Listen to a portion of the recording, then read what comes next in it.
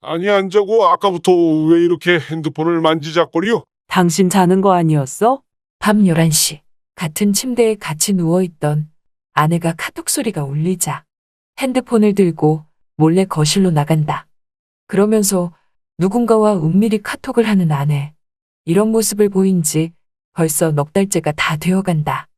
아내가 수상하다. 꼭 나 몰래 바람이 났거나 아니면 뭔가를 숨기는 게 분명하다. 불도 켜지 않은 거실에서 아내는 그렇게 누군가와의 카톡을 20분가량 하다가 주방에서 냉장고 문을 열고 물 한 잔 마시고 아무 일도 없던 것처럼 다시 안방으로 들어와 내 옆에 눕는다. 마치 그냥 물 한 잔 마시러 나갔다 온 것 마냥. 난 사실 의처증이 있는 성격도 아니고 그렇다고 아내를 무조건적으로 의심하고 싶은 사람도 아니다. 하지만 내 나이 환갑을 넘은 62세 나이고 아내도 이제 올해로 딱 60이다. 같이 늙어가는 처지에 아내를 의심하긴 뭘 의심하겠는가? 하지만 결혼 후 한평생을 같이 살아온 아내이기에 아내가 보인 이런 행동은 난생 처음이었고 금시초문이었다. 아마 그맘때일 것 같다. 아내가 이상 행동을 보이기 시작한 시기가 말이다. 넉 달 전 아내는 핸드폰으로 누군가의 전화를 받았다. 그러면서 아내는 이상가족을 만난 것 마냥 너무나 반갑다고.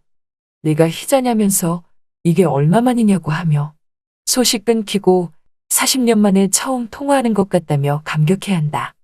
대충 옆에서 들어보니 오랜 동창을 만난 듯한 느낌이다. 그러면서 서로의 안부를 물으며 아내의 전화기 속 여동창이 아내에게 동창회에 나오라는 뉘앙스를 풍겼나 보다. 그래서 아내는 동창회 어디서 하냐고 물어보며 그때 자신도 나가겠다며 수화기 너머로 여동창에게 동창회 나갈 것을 약속을 한다.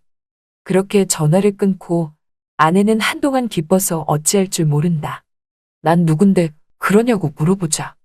희자라고 하면서 국민학교 아니 초등학교 때 자기랑 둘도 없는 짝꿍이었단다. 그런데 20살이 되고 성인이 되어서 연락이 끊겼었는데 이렇게 오랜만에 다시 연락이 닿았다고 한다. 그래서 내가 당신 연락처를 어떻게 알았냐고 물으니까 자기 친구 50년 지기 경숙이 알지 않냐며 경숙이 건너 친구랑 희자랑 알고 지낸 거였다면서 경숙이를 통해서 내 소식을 전해받고 당장 전화번호를 알아내 전화를 했다는 것이다. 어찌 보면 그리 멀지 않은 가까운 곳에 있었기에 더 빨리 만날 수도 있었겠지만 그렇게라도 늦은 나이에 다시 만날 수 있어서 어쩌면 다행이다 싶었다.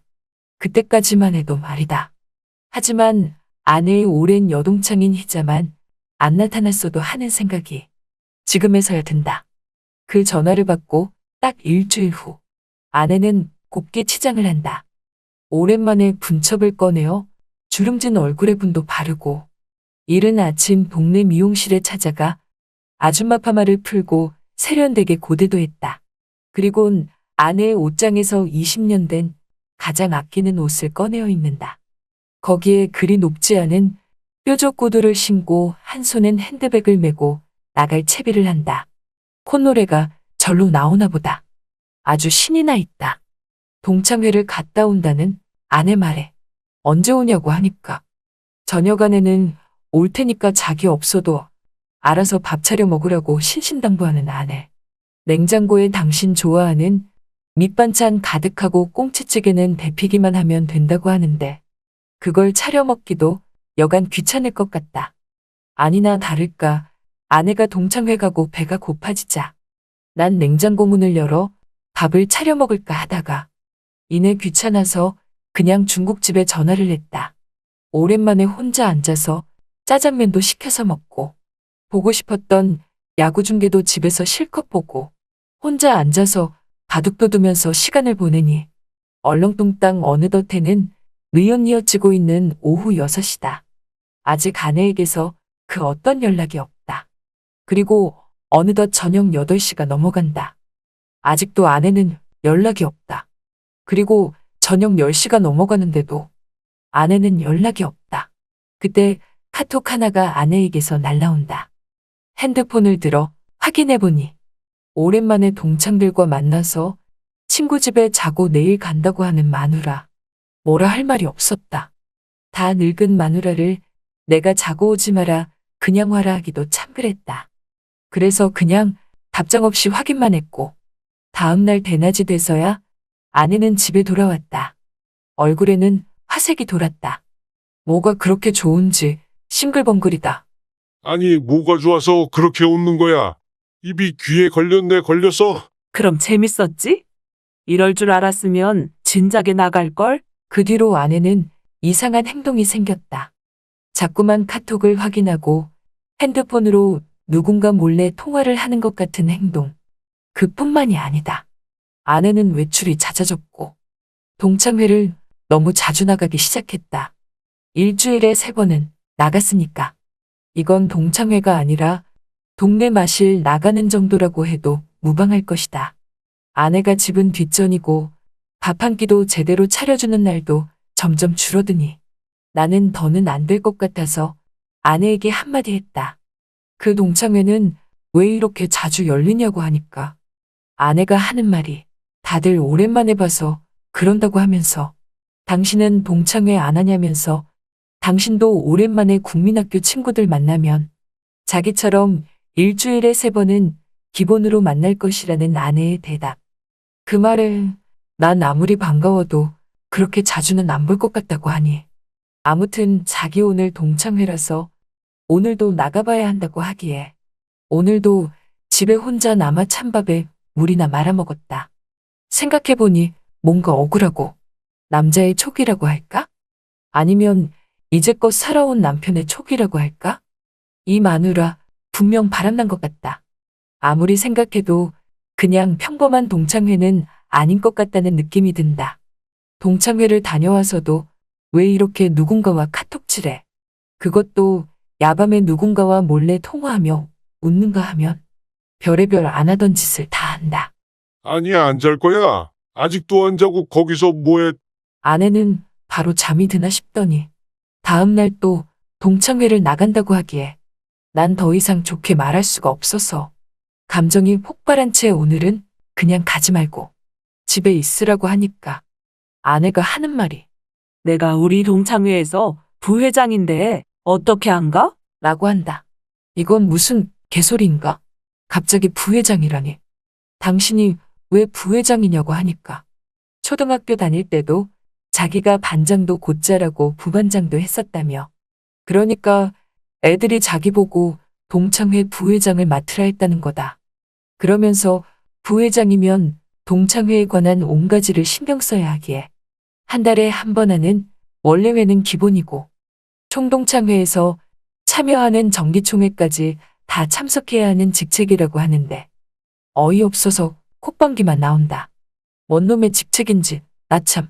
아무튼 그날도 아내는 부회장 자격으로 동창회를 빠질 수 없다고 하길래 끝끝내 아내를 말리지 못하고 곱게 차려입고 화장을 한 아내가 나가는 모습만 그냥 바라봤다.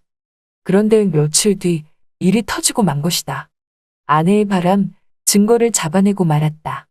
그날도 내가 자는 줄 알고 몰래 침대에서 일어나 거실에서 누군가와 통화를 하고 카톡을 하길래 난 슬금슬금 나가서 아내의 핸드폰을 빼서 귀에 대고 들어보니 내 또래의 남자가 홍자야, 남편자? 그럼 아까처럼 수화기에 대고 뽀뽀 한번 해봐. 라고 하는데 난 어이없고 화가 나서 수화기에 대고 누군지도 모르는 그놈에게 너 누구야? 라고 소리쳤고 그 소리에 놀랐는지 전화는 끊겼다. 아내는 놀라 나에게 이게 무슨 짓이냐고 하길래 이 여편네가 늦바람이 났나 보네라고 말하며 내가 모를 줄 알았냐고 하니까 마누라가 하는 말이 당신이 오해하나 본데 지금 동창회 회장이랑 통화하고 있는 거라고 말을 하지 않겠는가. 그래서 난 동창회 회장이 왜 당신 이름을 함부로 부르냐고 하니까 그건 같은 동창이니까 그런다고 하길래 그럼 왜 당신한테 뽀뽀하라고 말을 하냐니까 내가 잘못 들은 거라면서 얼버무린다. 그러면서 회피하려는 듯 자기 피곤하니까 괜히 시비 걸지 말라며 자야겠다고 안방 침대에 다시 눕는 아내. 그 모습을 보니 아내와 평생 같이 살아온 나지만 한 대 쥐어받고 싶을 정도로 아내가 밉다. 이 여편네 바람난 거 확실한데. 아니라고 잡았더니 오히려 내가 더 난감한 실정이다. 아내의 휴대폰에 저장된 이름은 천수. 그게 바로 동창회 회장의 이름이고 아내와 바람난 당사자 이름이다. 집안의 공기가 냉랭한 지 3일이나 지났다. 뭘 잘했다고 입도 꼭 다물고 툴툴거리며 있는지. 난 아내에게 바람이라도 난 거냐고 다시 물으니까 아내는 동창 만나는 게 무슨 바람이냐고 하길래 근데 뽀뽀는 뭐냐고 하니까 그건 그냥 장난친 거라고 말하는데 어이가 없었다. 사실 난 얼마 전 아내의 낌새를 눈치채고 동창회를 나간다는 아내를 미행했었는데 동창회에 간다는 아내는 동창 친구들을 만나긴커녕 천수라는 사람을 만나서 서로 팔짱 끼고 여의도 윤중로 벚꽃길에 벚꽃을 보며 걸으면서 마치 늙은 연인처럼 데이트를 하고 있지 않겠는가? 여러분이 지금 듣고 계신 채널은 바람난 사연 채널입니다. 당장 가서 그 팔짱 낀 손모가지를 부러뜨리고 싶었지만 난 참았고 사진으로 그 모습을 고스란히 담아뒀다. 아내는 내가 결정적인 증거가 있는지도 몰랐는지 아직도 잡아떼고 있다. 난 다시 한번 아내에게 당신 바람났냐고 물으니까 오히려 나보고 대체 요새 왜 이러냐고 말하며 이 나이에 무슨 바람이냐고 되묻는다. 아니 바람은 무슨 바람? 그래도 이 여편네가 그래서 난 사진을 툭 던지니 이거 대체 어디서 찍었냐면서 늙은 마누라 미행하고 다니냐고 묻길래 당신이 하도 거짓말해서 한번 따라가 봤더니 저러고 있지 않겠냐며 말하니까 아내는 또 거짓말로 모면하려 한다. 그냥 친구니까 팔짱 한번 껴본 거라며 어렸을 적엔 업히기도 해봤는데 친구랑 팔짱 낀 게 대수냐는 마누라. 바람 핀 것도 핀 거지만 아주 남편 알기를 바보로 알고 있는 게 너무나 화가 나서 더 이상 못 참고 귓방망이를 한 대 내려치니 여보 미안해 잘못했어라고 하는데 이럴 줄 알았으면 진작 한 대 내려칠 걸 그랬나 보다. 정신이 번쩍 들게 말이다. 내가 다 늙어서 출가한 자식 새끼들 보기 창피하지 않냐고 하니까 아내는 그제서야 실토를 한다. 그게 아니라 그냥 순수하게 동창회에 나간 건데 어렸을 적에 짝꿍이었던 천수가 있더라며. 천수는 부인과 1년 전에 사별했고 자꾸 자기에게 예전에 좋아했던 감정을 고백하듯 들이대길래 어쩔 수 없이 만난 거라고 해서 난 마누라에게 당신도 좋아서 나간 거 아니냐고 하니까 말이 없다. 여하튼 폭풍우처럼 휘몰아칠 것 같았던 아내의 동창회 바람은 그렇게 아무 일도 없던 것처럼 지나갔다. 이 나이에 이혼도 그렇고 아내도 그냥 단순히 밥이나 먹고 술이나 한잔하며 만난 거라고 하니 더 이상의 큰 진전은 없었을 것이라 생각한다. 뭐 어쩌겠나? 그냥 믿어야지. 그 뒤로 아내는 동창회에 얼씬도 안 하고 있다. 부회장 자리 어쨌냐고 하니까 그냥 그 자리 갖다 버리듯 그만뒀다고 하는 아내. 동창회 부회장 자리는 어쨌어? 몰라 나도. 어차피 요새 부부 생활도 제대로 안 하는데 그냥 느즈막히 바람이나 피게 놔둘 걸 그랬나? 나도 그냥 맞바람이나 피게. 하지만 난 부부로서 정직하게 살고 싶고 아내도 그러길 바란다. 그러던 어느 날 나에게도 40년 전 짝꿍인 국민학교 동창 순자에게서 연락이 왔다.